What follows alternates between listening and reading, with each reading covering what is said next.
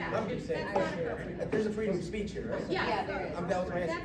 Listen, the only reason why we're here is because we're allowing this open forum. If it's gonna be like this, we'll close it down and we'll ask everybody to leave. How are you gonna do that by yourself? Yeah, let's get one Hey, thing hey, straight. come on.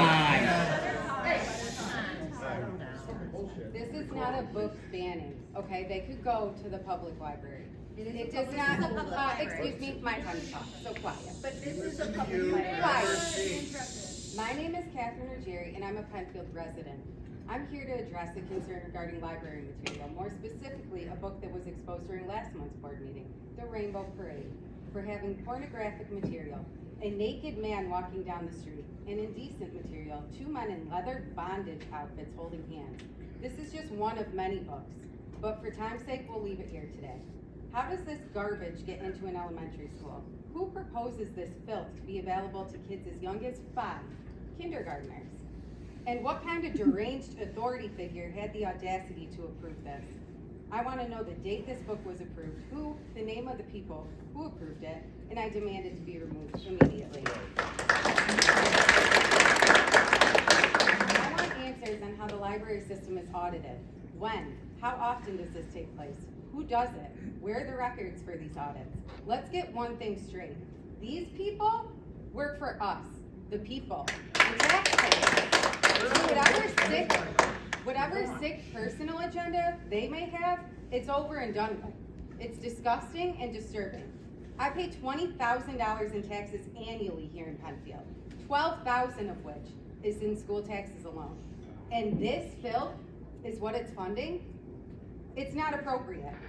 Outside of these doors, you would be brought up on abuse charges, yet in the school system it's tolerated? Penfield was once held in esteem for its academia, and now it's underperforming in academics and achievements across the board because their priorities are all messed up. Really, boasting on a 50% proficiency? That's pathetic. Not only do I pay an absurd amount in school tax, I then pay additionally to send my kid to a private school because of this. Because they are no longer doing their jobs, and you are no longer doing your job of teaching the basics and looking out for the best welfare of these students. I do not feel safe sending my kids to a public school in the Penfield system. Instead, they promote their twisted agenda under the guise of DEI, which permeates like an infection. This feckless system has proven to be ineffective and a danger to every child and needs to be revoked immediately. I cannot wait for Doge to come in and expose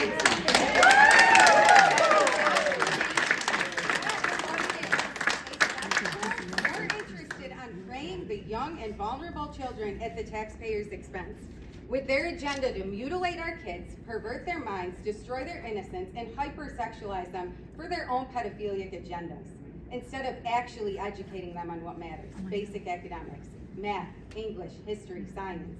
And then that same system turning around and trying to make it as if we are the minority.